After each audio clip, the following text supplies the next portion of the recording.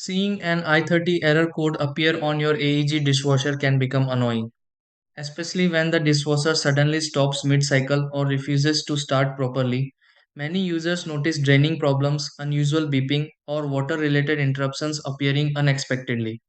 Sometimes the dishwasher powers on normally, yet the I30 code keeps returning no matter what cycle is selected. In many situations, an AEG dishwasher 130 error code can happen because of water detection issues, drainage interruptions, leaks, or temporary control glitches.